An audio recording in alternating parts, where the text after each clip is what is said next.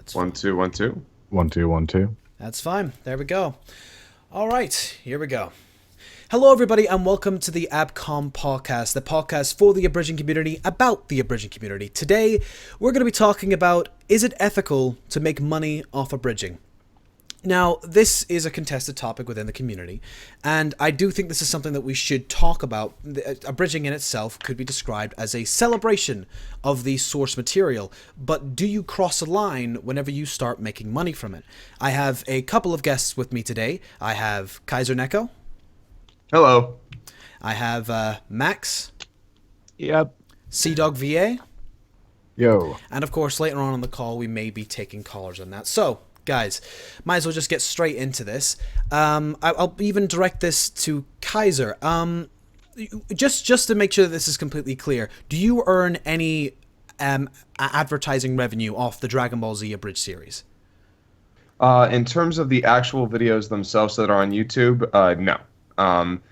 The videos that are on YouTube for Dragon Ball Z Abridged, anything with footage from Dragon Ball in it, is not monetized by us.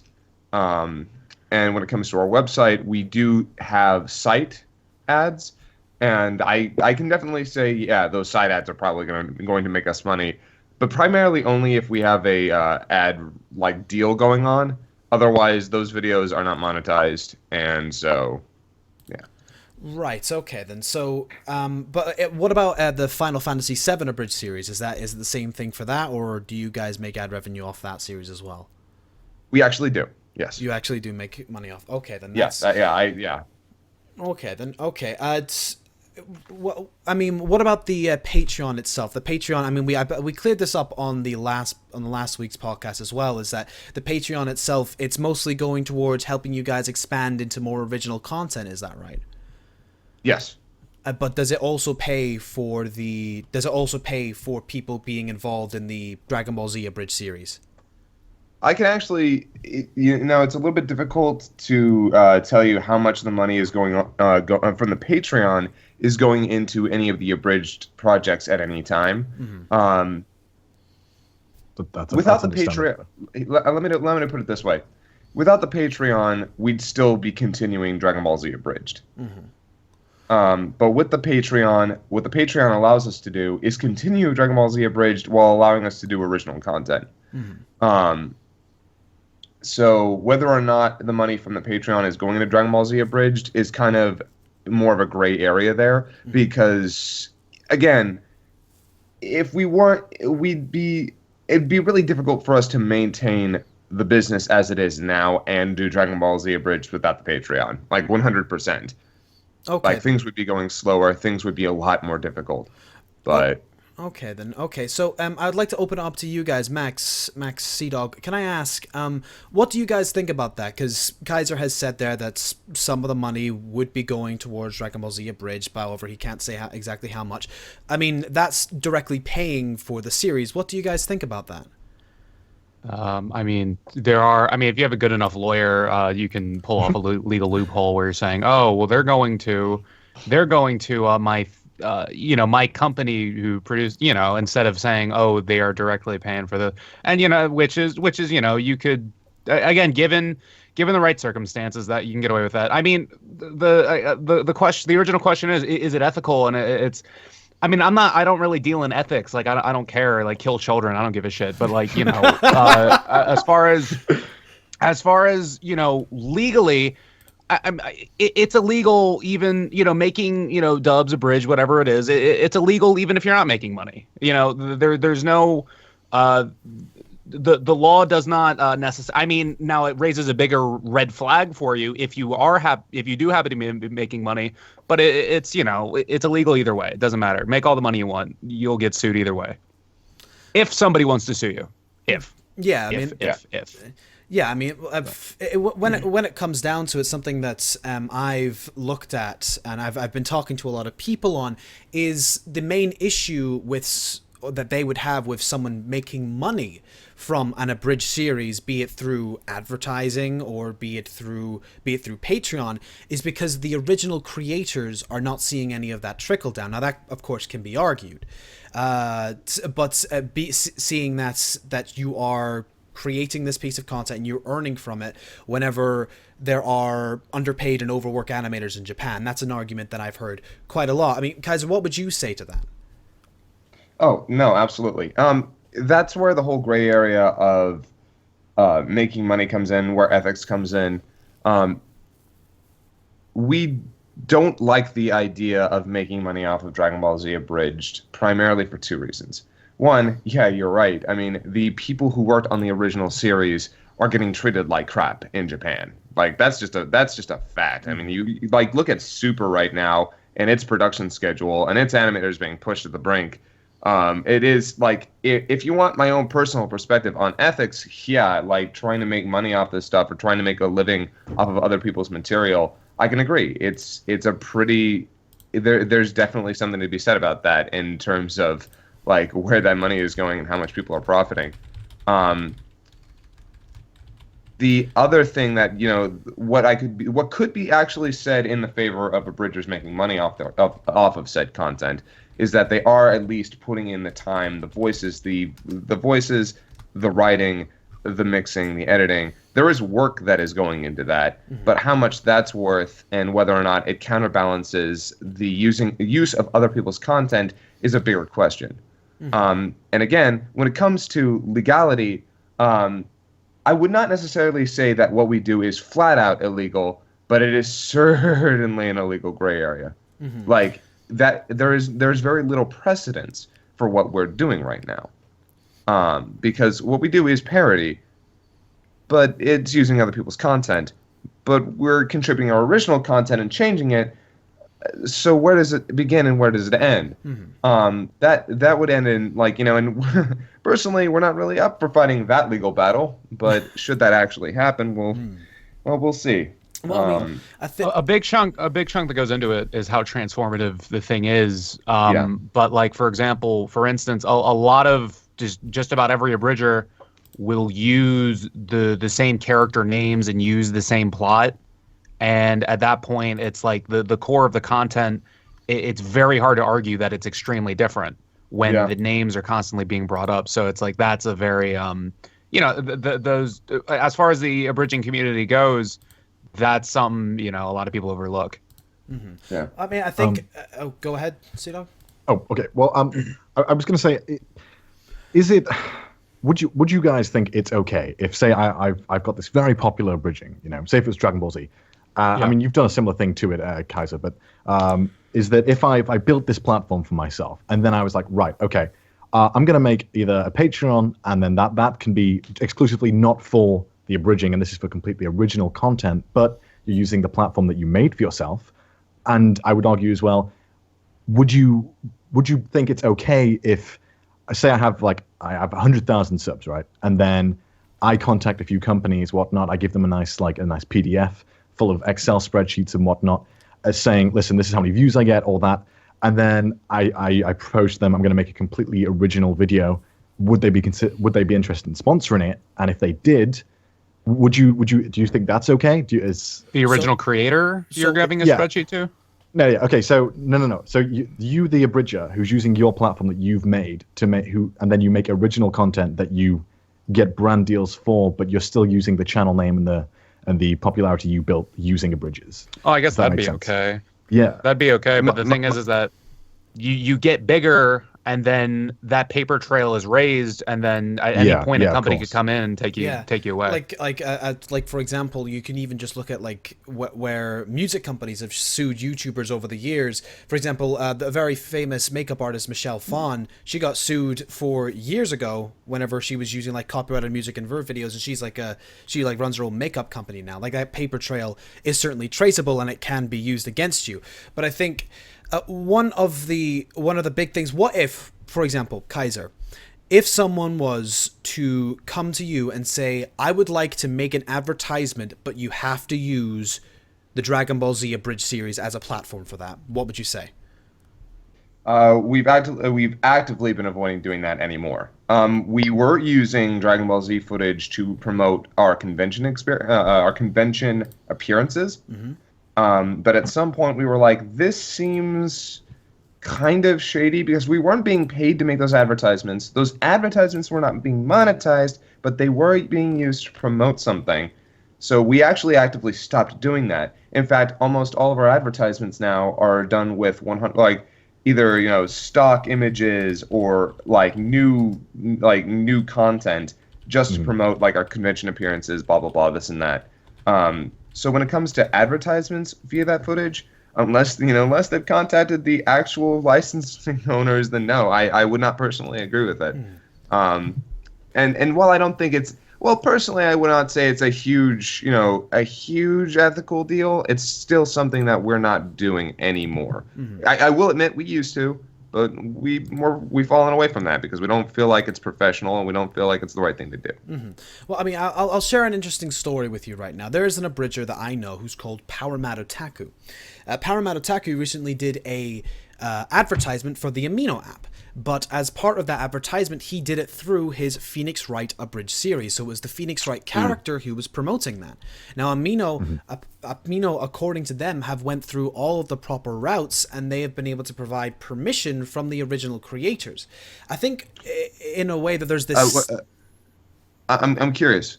Amino got the okay from Capcom. I find that hard to believe. Honestly, I'm sorry. I'm going to be a little unprofessional here and call bullshit. I do not believe that Amino got a hold of Capcom and asked, "Hey, look, there's this little parody series online that is using footage from your game. Is it all right?" That guy makes a commercial for us. See, that's the thing, though. That's the thing, because there are a couple of these things popping up. There's even, like, if you look up Amino advertisements on YouTube, people have been doing, like, things using the Steven Wright footage, Steven Universe footage, using just different abridged series. PowerMatotaku isn't just one of these, and they have been able to go ahead. They have been in contact with the Amino app legal team, and they've said, go ahead. I mean... See, that's there's a lot of... The Amino app, that's not associated with the game. That's just something that they're promoting using the footage. Because there's a lot of legal teams out there that are not quite the smartest legal team. Like I work with someone a lot who created the troll face, and I will tell you right now, a lot of people who call themselves companies or legal teams don't actually know what they're talking about. Yeah, I've actually like worked with Amino before on a previous sponsorship, and then they recently contacted me again to do another one. And what I didn't know at the time is I have no clue. I don't know if any of you guys know. Kaiser might know. Is how you should be like pricing your sponsors or your a 30-second shout out in a video. I at the time I had absolutely zero clue on how much I should be charging. Luckily now I've been to a few workshops and whatnot, and the YouTube do workshops as well about this and stuff, and that helped me out a lot. And Amino charged very, very low amount of money. And when they originally got back to me a second time to do another sponsorship, I'd give them a more reasonable figure, and they just flat out ignored me. So to then say that they have a legal team, I would honestly doubt that. I doubt they even have a legal team. Honestly, I'm going to ruin any chances that we're ever going to have with Amino sponsoring our shit by saying they're using you and they're using other people with YouTube channels because like all they see are easy marks. That's all. Gotcha. Yeah. How many? And if this is this is public knowledge, so mind me as I ask your age. But what is your subscriber count? As of now, it's 114,000. 114,000? Yeah, see, that's actually not a small number. I'm surprised that they pulled that shit with you. All right, okay, I'll explain. I have had zero knowledge or experience with advertisers. And last week, I actually went down to London for a YouTube business workshop. And they brought in like these YouTubers with like 5 million, shit like that. And they'd essentially tell you how much you should be charging and how to work that out. And turns out I'd done the charge by like 10 times, right? And to me, because I'd never actually worked with sponsors, I thought that was a lot of money at the time. Now I look at it from a business perspective, and then honestly, what I bring to the table, I know that I got ripped off now. Oh, trust me. I mean, they ripped us off. Deviant art artists all over the world are getting used all the time. Actually, really good and artists who just have no idea what their actual work is worth getting just screwed over by people who like, and that's why like 90% of the time when somebody offers us a low number, we'll just fucking double it. Because we're like, yeah, no. Like, the last thing we need is in the future is somebody coming to us and being like, oh man, Team 4-Star abuses these artists and blah, blah, blah, blah, blah, blah, blah. And I'm like, yeah, no, don't need that. Don't want or need that. No, of course, well, of course. But bringing it back to the main topic of this discussion, is it ethical to make money from abridging? I mean, you've said before, Kaiser, that it's that you don't necessarily agree with the working conditions of those whom are in Japan. But I think another area that I would like to ask is, how do you almost get away? Do you have like some sort of agreement with the creators of Dragon Ball Z to create the t-shirts that are currently on Shark Robot? By and large, we have talked with a lot of people at Shark Robot. Okay, so remember when we were talking about legal teams? Here's where things get a little stickier. We have talked to a lot of different people who have made shirts like these, who make designs like these, who host designs like these. And by and large, we try and be as transformative as possible. We try not to use names. We try not to use too much of the likeness. And when we do, we try and change it or combine it with something else to be transformative. When it comes down to it, if anyone ever told us to take that shirt down, we'd have no problem. We have no interest in cutting in on Dragon Ball Z, on its profits. By and large, what we try and do is we try and stay away from just making a Vegeta shirt, just making a Goku shirt. 99% of what we try and do is stuff that is with quotes from us, and we try and only basically use very shallow likenesses of characters. I'd say our biggest, like easily the biggest grievance we would have would be, there's the Goku versus Saitama one, which that one is flat out like, here's the characters fighting each other. But we also don't believe that shirt's ever going to actually be made. Like, that is not a shirt I think that was just going to start rolling out via like the people who own the licenses for either of those marketing licenses for either of those shows. So I don't necessarily feel like, oh yeah, that's a problem. If they wanted us to stop, oh yeah, sure, no issue. But making those shirts, I'm like, those shirts were probably never going to be made in the first place. So I don't necessarily feel all too frustrated about that. Right. Okay. I mean, I guess the main points that people are making against the argument of having a Patreon and making money from abridging in general is just that sense of morality that you may be perpetuating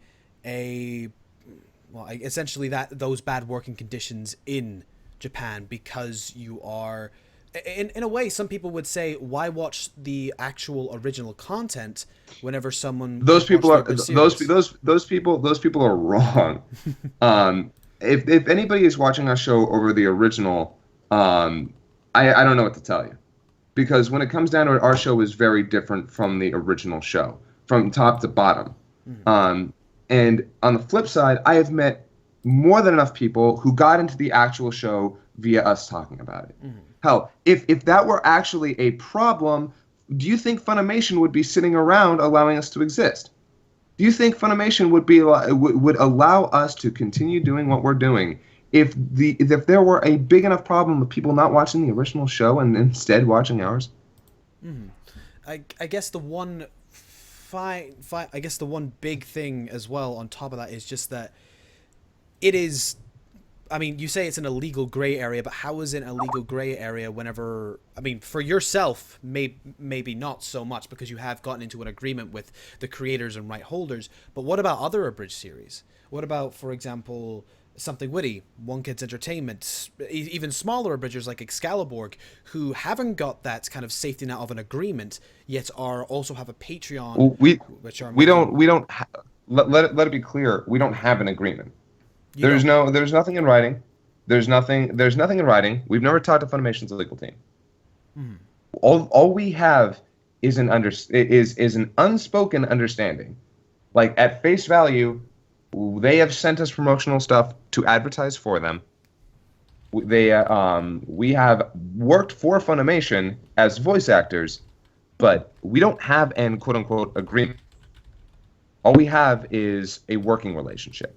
Right. Okay. So I cannot stand here and say, oh yeah, we definitely have, in writing, oh yeah, as long as we don't do this, and as long as that doesn't happen, and this and that, we're always playing to our best intentions. Mm-hmm. That's all we have. Mm-hmm. I know as well that Funimation, they kind of see it as a way of for a form of promotion, essentially, because most people are going to go and watch Dragon Ball Z.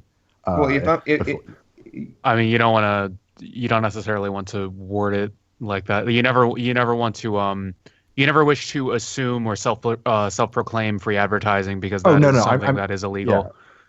Yeah, I'm not saying it's directly that, but in no way does it negatively affect Funimation or their sales. Would you agree? That's nebulous, because there's no way I can sit here and say that we've never negatively affected anything that Funimation's tried to do. I'm assuming they don't give you sales charts yearly, like you're not let in on that. Yeah. Although I can say this, that's fair enough. I can say this publicly. Toei Animation and Funny Animation monetize our videos on our YouTube channel. I mean, I've heard they are making both Funimation and Toei Animation have made at this point at least a couple $100,000 off of us. I mean, would you even say that that's maybe unfair at certain points, Kaiser? You're putting in not even. Let me. Okay, I've gotten comments about this one. I've gotten people who have gotten furious on our behalf. In fact, close friends of mine who I've had to talk them off. I'm like, no, you don't understand. I don't think there's anything wrong with Funimation or Toei Animation monetizing our shit. We have a Patreon that's making $10,000 a month. We have shirts that make much less. We have a gaming channel that's making money, that is only making money because people watched Dragon Ball Z Abridged and then went to that gaming channel, which we'll get into a second because I know that's a topic. No, they can go ahead and monetize the content that they own. Like, I'm not going to get mad about that. In fact, the only thing I'd get mad about is that we use some copyrighted music from time to time in our episodes, which is another reason we don't monetize them. Mm-hmm. So, like, the only thing there is like, well, congratulations, there was a song from, an artist in there that you've just monetized. But by and large, I don't care if they monetize our acting, our writing, or our editing, because it's their footage that we're using. So no, there's no problem with that at all. And anybody who thinks there is really needs to rethink like why and how we exist. Yeah, I mean, I think the one big thing that we maybe need to think about is that, especially when it comes to these Patreons, a lot of people rely on these things to continue creating content as much as possible. And in that case, in some cases it could mean the destruction or just complete elimination of that content. I mean, it really just does come down to what exactly you're comfortable with. I mean, I think in a lot of cases it does come back again to the whole moral thing about the perpetuation of those working conditions in Japan, which, I mean, honestly, you couldn't exactly put on the creator. Someone was told, don't they ship it off to Korea, not Japan?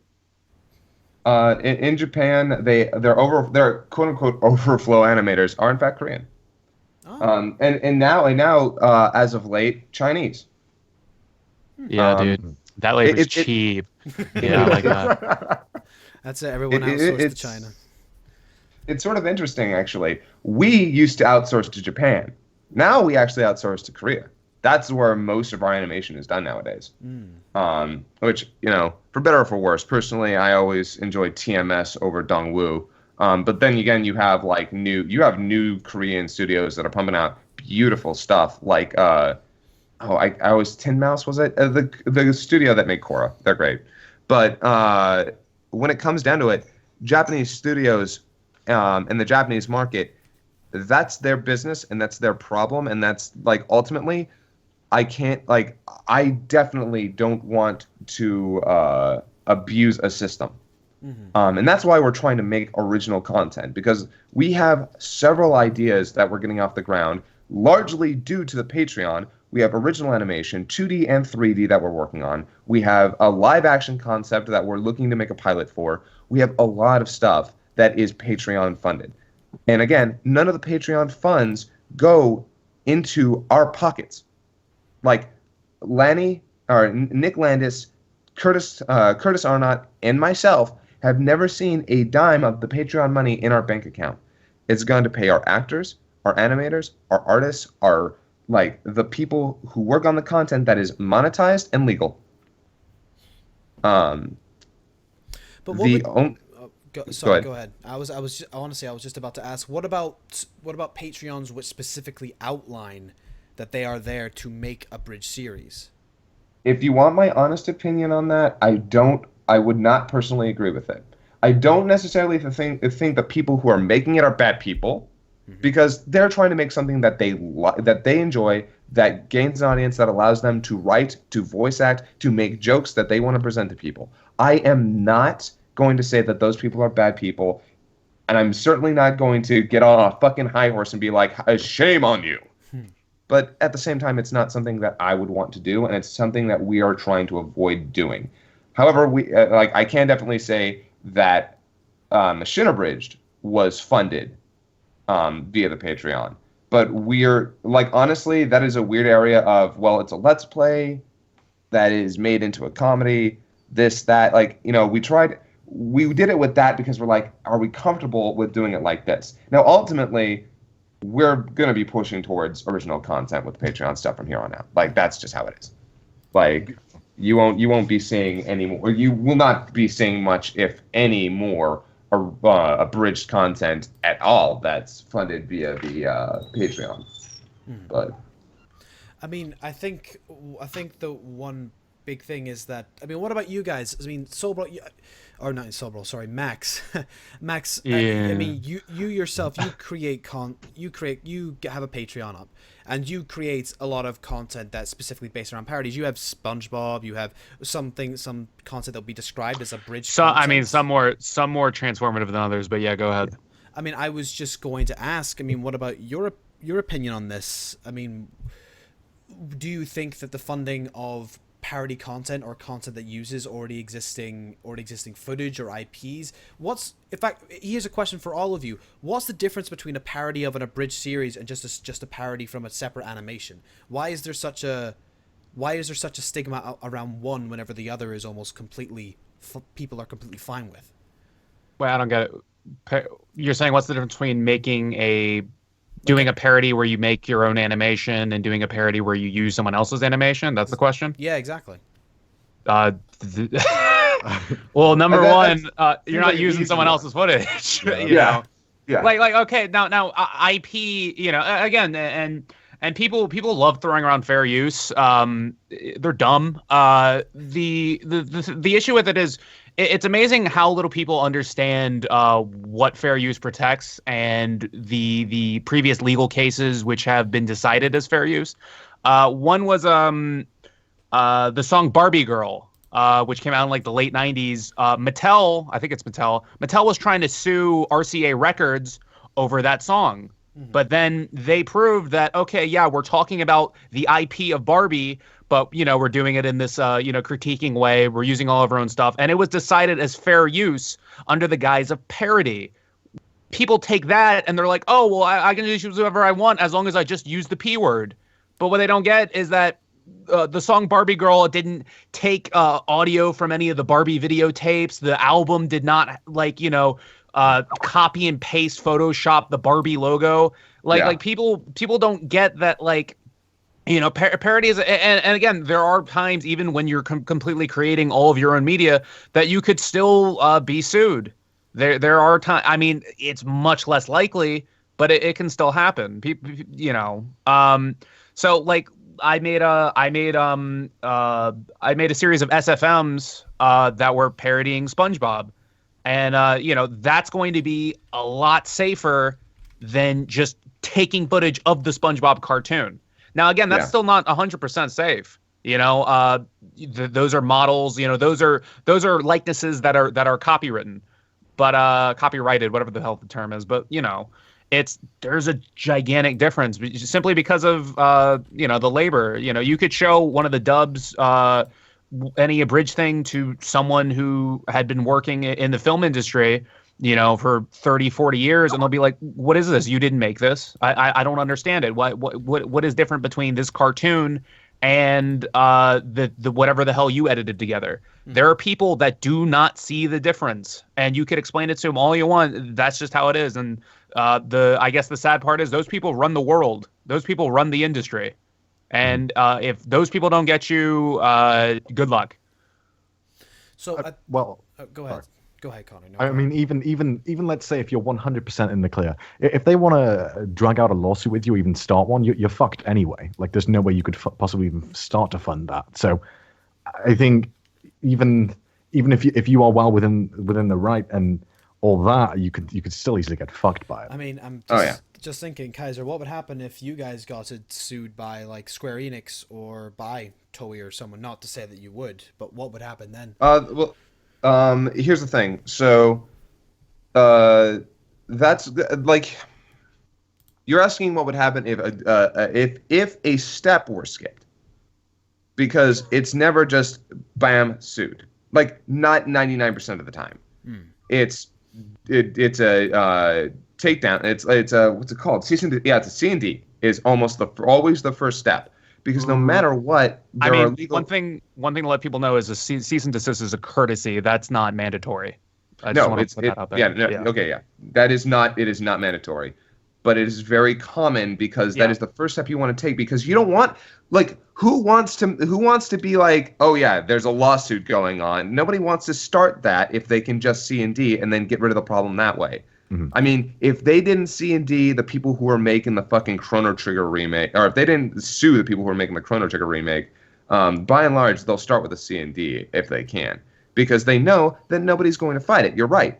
Nobody who's making fan content like this has the money to fight a C&D or to fight a lawsuit. They're just basically going to crumble. If we got a C&D, and I've gone on record saying this many times, done. We're done.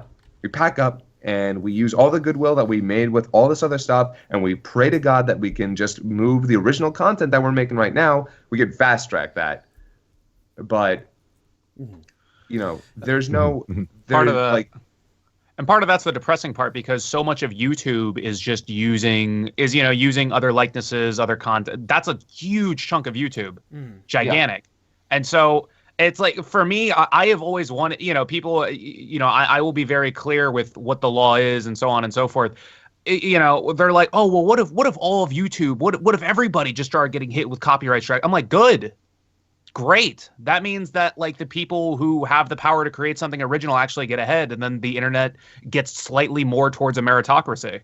So, but it has to be, my thing is, I wish it was an all or none thing. Either everybody can do it or nobody can do it. I don't like the in-between. And unfortunately, because there's so many different likenesses, we're going to be in an in-between for a very long time. Maybe forever. So, Most likely. Yeah, were you going to say something, Connor, before? Or I'm trying to think what I was going to say. Well, I mean, with the whole going back to the Patreon thing, I think there's hundreds of factors that go into whether it's ethical or not, and I think what it comes down to most of the time is, are you comfortable with how you've made your Patreon, and do you think, like, can you sleep at night knowing that, like, I suppose you could be making money off the original content, but again, that's like completely up to you and how you've set up your Patreon. It's such an open book. Like, there's so many factors. Like, it's one of those, really, because you could be a channel with 100 subscribers and you're making a Patreon. It's just like, why the fuck are you making a Patreon? No one's going to give money to you. Like, you don't know. I'm sorry, I'm just going off on a tangent now. I'm just like, I mean, I have a Patreon, and I haven't touched it since when I started it, and it's a pile of shit. I need to remake it at some point, but. To me, I don't like the idea of relying on that, but that's because I'm a one-man guy. I do everything myself. There are other options, but obviously, when you're team forced on, you want to make bigger and better content that's original. You need the initial funding to get there, and a lot of the money I get from any ad revenue or Patreon, it goes towards like workshops, traveling to these places and whatnot, just to try and make sure that I'm setting myself up for a future, and I'm not just saying, listen, I want to make more silly YouTube videos, give me money. Yeah, absolutely. Yeah. I think that's the biggest thing people need to learn, is that you should be setting yourself up so you can do something else or keep progressing it, not not just to pay rent or something. I don't know. Yeah. Well, I mean, one thing Patreon allows, or I remember reading this somewhere where Patreon states, or I don't know, it was someone involved with it that stated, it's not. Let's say if what you do is time consuming and not costly, then one of the things you can use the money for is using it to, buy yourself time to continue to create content. I think that was one of the things that was in their terms. So which essentially means, use it to pay your rent. Well, that's fine. Yeah, I just think if you're getting the Patreon just for the sake to get more money that you don't need, I think then is it really worth the point of possibly alienating your audience or just seeming like you're trying to get more money? I mean, if somebody wants money, they want money. That's fair enough. I think at a certain point as well is that at these points, because abridging, you don't want to monetize yourself because you're in a legally unsafe area as it is, because parodies can get copyright strited left and right.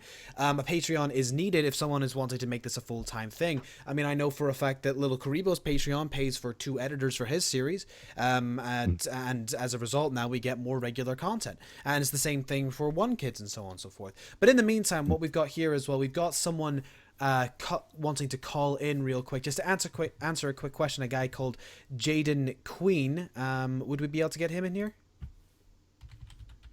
He would. Yeah, I probably got to go after this one as well. That's completely fine. I'll just drop out. You guys can carry on or whatever. Yeah, okay. Jaden's just coming up now. In the meantime, 1 minute. There we go. I saw someone ask Luke, right? Oh yeah, no, we'll go to Yaro Sheen's question after this as well. All right, no worries. Hopefully, Jaden. There we go. Jaden, you're on the air. You want to ask your question? Hello, can you hear me? Yes, we can hear you. Okay. I have more of a question for KaiserNeko and the Team 4-Star side of things.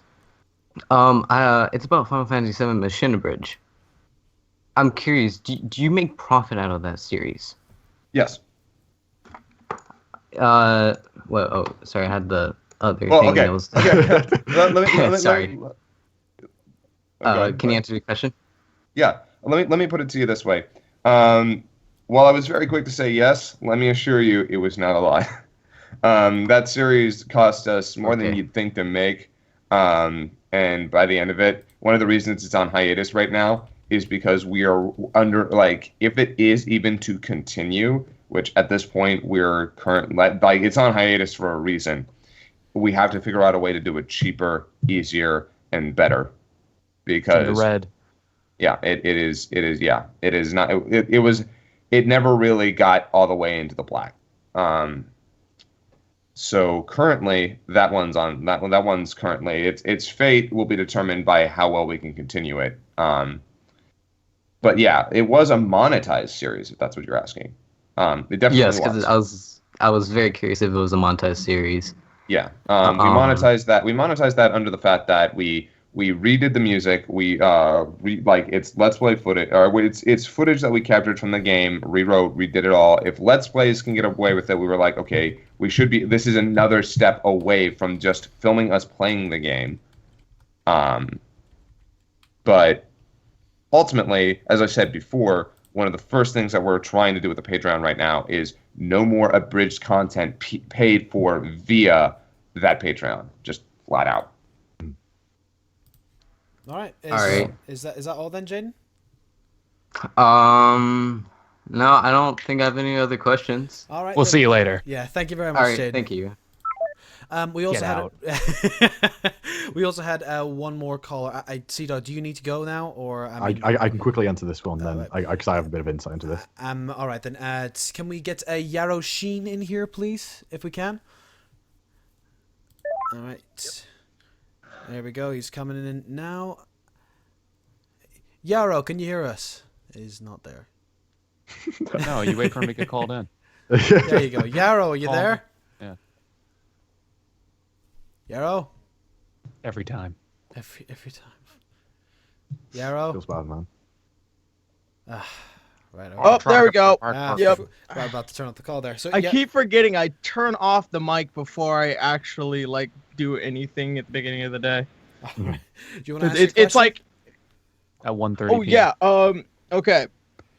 So I think I may have talked about this with somebody in this call. Maybe Kaiser. I'm not sure. Probably in text chat. But I would in a little bit of insight. What I would want to try to assume. Have you been contacted by by your manager or emailed by or channel manager or emailed by a company to use the personality of your channel in order to promote a product? Like I'm part of Screenwave Media, which is the channel that I'm a part of, and Yeah, ditto. yeah, basically channel manager says, listen, we'll come to you if there's ever like anything to like promote, so like Loot Crate or something like that. Here. Yeah, actually, just as an explanation to anybody, networks on YouTube basically hook up YouTube directors and stuff like that and channels with specific ads that are more targeted toward their demographic, ad deals with companies. They'll even, and it's not just YouTube. They will hook you up with site deals, site ads for your sites, videos on your site, via a specific player that they use. It's actually it's pretty good. They take a cut, but since we joined the network, we've been making way more than we were on our gaming content and our original content than we ever were on, say, without our network. When it comes down to whether or not we've ever gotten an ad deal, say from Loot Crate, like you were mentioning, for our personalities, never on our main channel, almost always on the gaming channel. I can't remember. I don't think we've ever gotten anything for our main channel. And I think that's largely because they look over the main channel, they see the 2 million subscribers, they get excited, then they see the content, and then they're like, oh, okay. Yeah, because I would kind of like basically assume like if like a channel manager comes up to you is like, hey, listen, Anime Crate, that could be a possible thing for the main channel because Dragon Ball Z and a lot of the Japanese based stuff is kind of towards that demographic. The problem with that, however, is that most of those advertisements are done at the beginning, middle, or end of any video that is going to be posted on that channel. It's supposed to be piggybacked on top of content that would otherwise get the views. It's basically just a targeted advertisement. That's all.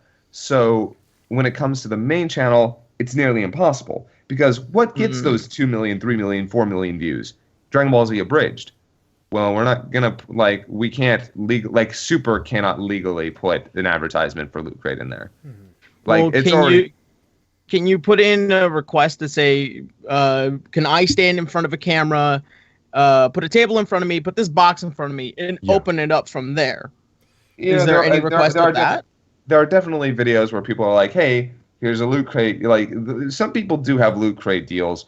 We never, if we were ever offered one, I think that may have come up at one point to just do videos for that kind of thing. But look, I'm not gonna shit talk anybody who wants to be that guy. But what are in Loot Crates? No, it's every man himself, really.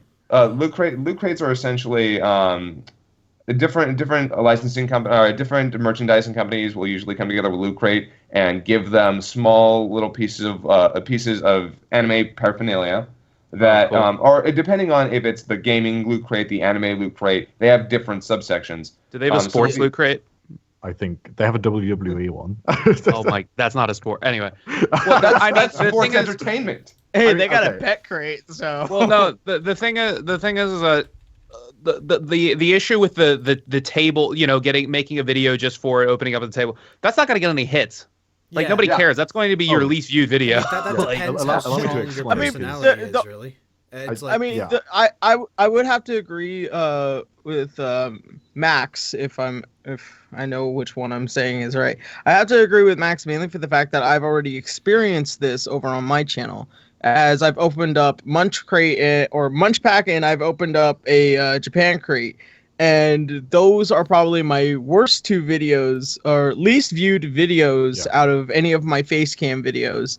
And it's specifically because I just don't think that's something that I don't think that my viewership is interested in. I think The ultimately, thing is that there is a potential that you can make it a well-viewed video, but the thing is that it would not, the dollars you're getting out of Loot Crate would not be worth sitting there writing, producing, editing, like making a very creative video just to plug something when they're probably not going to give you an extra dollar for that unless you're really big. Well, I know that Connor. Yeah, I mean, I know that Connor has a bit of experience in this himself. I mean, he's someone who's kind of gotten big off a few bit of content that's parodying fairly popular IPs, and then he's kind of implemented his personality into the channel, and that's where sponsors have come on. I mean, you have a bit of insight into that, Connor, don't you? Yeah. Well, I mean, the videos I make is, when you're doing a bridging, you kind of, I don't want to say limited, but you do have to use the footage. Yeah, and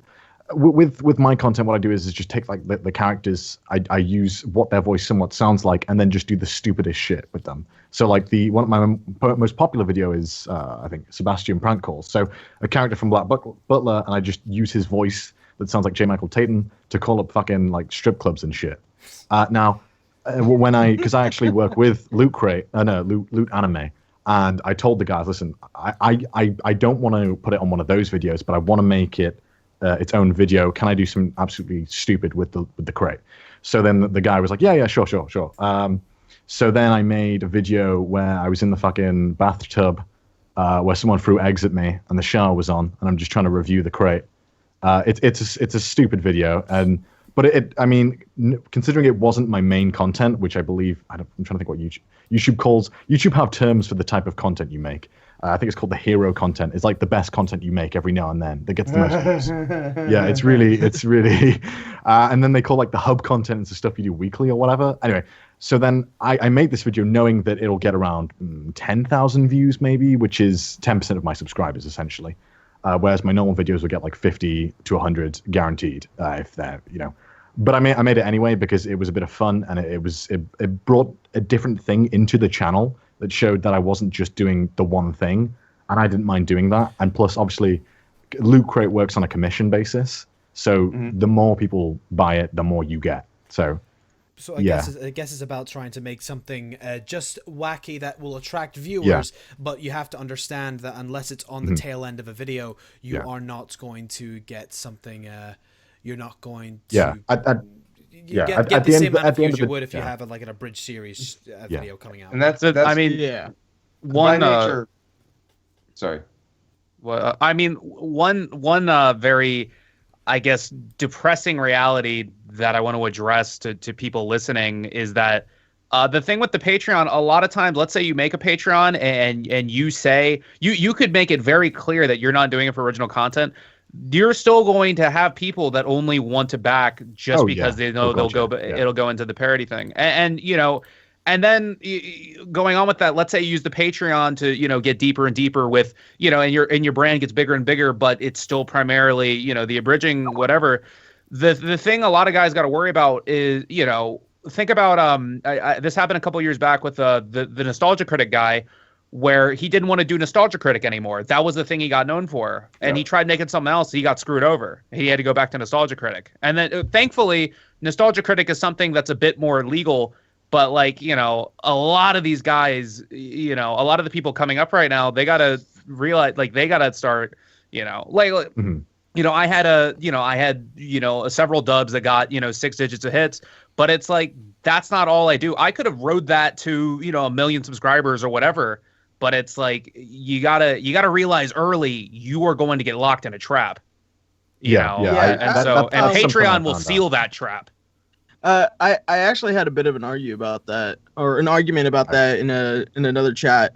Mainly for the fact that it's very much, it kind of feels like it's the viewer versus the creator on that.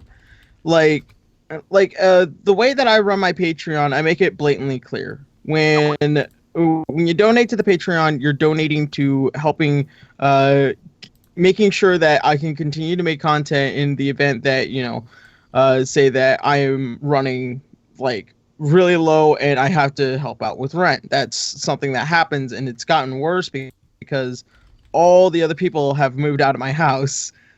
So it just keeps piling up more onto me and the owners of the house. Another thing is that it helps with the D&D stream that I run, which is D6, and then it also helps with the idea of trying to come out with more creative content. I have been trying to invest more and more money into getting a camera, this is something that I want to go back to Max about, because I've been watching your DSLR video over and over again, trying to figure out what kind of camera should I get in order to start making better videos. Before you continue there, yeah. I know.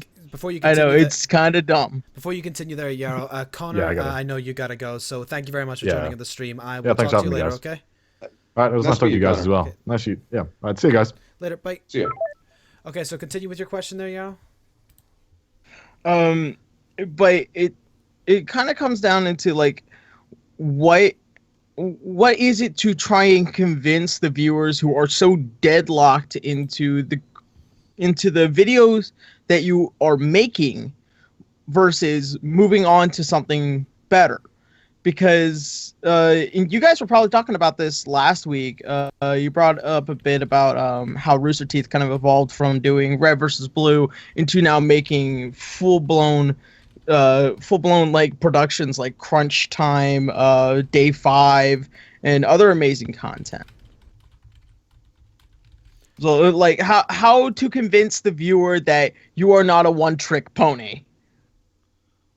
Well, I mean, the big part of it is establishing and advertising what you're about early. Yeah. Well, okay. So yeah, he's got a very good point. If you're going to be like, what we did was the wrong way to do it. I can agree with Max. We started with Dragon Ball Z Abridged, and then we wrote Dragon Ball Z for a very long time. But the way to get out of that, if you are currently in that hole, is that you have to focus. Like, it's tough because you can't just give them a little something on the side. You can't just like give them, hey, check this out. No, you've got to basically create a whole new thing and then just push as hard as you can. And it has to socially engineer it. Yeah, it has to be fucking good. It's got to be at least on the par with the thing that you're already making, and you have barely any chance to start out slow. Like, you have to basically come in there hard, big, and very good, or you're fucked. That's the long and short of it. Funny enough, we came in hard. Well, we came in hard and loud with Final Fantasy VII Machine Abridged, and that would have done better if it had been better. That's me being honest. Like, it started out. It's like this is as a creator, as somebody who helps run Team 4-Star. I personally felt that Final Fantasy VII Machine Abridged started off not nearly good enough. And so we took lessons from that, and we know what we need to do now. We know exactly what we need to do, or at least we know much better than we did when we started, what it will take for us to make new content going forward. Because you can just handicap the hell out of yourself if you don't make a huge impact with the new content that you're making. Yeah, and that's why I've been, like I said, like that's the reason why I want to try and like invest in getting a proper camera in order to film properly, because my stupid little Sony Handycam is not going to get me fucking anywhere. And right? It could. Yeah, it could. The thing, I mean, if your purpose is making original content, you can get by with a Sony Handycam. But the thing is if you want to be known for being a cinematographer, which no one on YouTube wants to be known for some reason, you don't. But Max, that's hard. What's hard? Being a cinematographer. I would rather. I mean, but here's the thing: honesty, if you want to be a cinematographer, stay the fuck away from YouTube. Move to LA. Move to New York. Yeah. It's like, in all honesty, I would put a lot more effort into making original content and filming and getting people to come over and just being able to film proper acting and proper like kind of skits and being able to produce those more and push that kind of content more than spending, I think, and this is me in the final days of making How to Be an Adventurer, up for 48 hours drinking Monster Energy, trying to finish the fuck out of this video. Yeah. And then I had to turn around, go to quiz, and say, hey, can you finish the last 2 scenes? Because I cannot make it. Yeah. Well, certainly there's a lot of difficulty going around with the different, whenever trying to expand into original content, and that's definitely something that you will experience as you go along. But again, thank you very much for joining us there, Yarrow. We're going to move on to the question there. I do appreciate it. Yeah, I spent way too much time here. Thank you, guys. I hope to talk to you guys hopefully later. Cool. Catch you later. Thank you. Bye. And if we can get No one's talking to him later. Yeah. Can we also get Dr. Applejuice in here? You may actually know Dr. Applejuice. I believe Doc. No, wait. Is he? I can't remember. Never mind. But Dr. Applejuice has got another question as well coming in. We'll answer this question. We may, and we may just finish the podcast at that if nothing else comes in. Doctor, Right. Can you hear us? Hello. Yes. You want to go ahead and ask your question? So, if you... Oh, sorry. Hang on. Let me mute the stream. Yeah. That's what's going on here. Please turn off Alright, your radio, caller.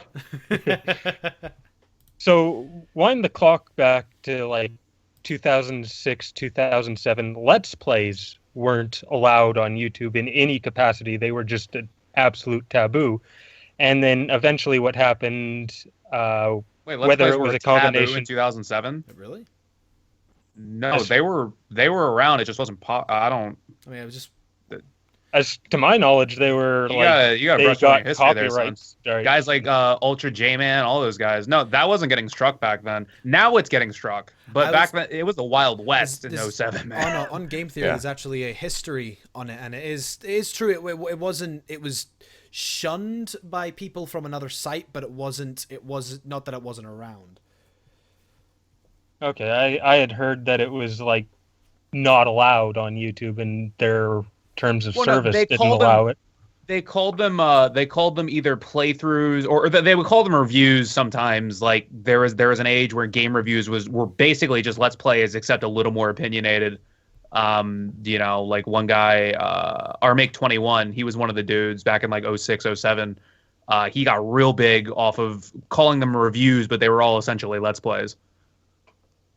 But a thing that happened to that was, like you can see where companies could legally strike them, but after a while, since they got so popular, companies were saying, hey, this is actually boosting popularity for our game, whatever, let's allow this. And a lot of companies today love Let's Plays, some of them don't.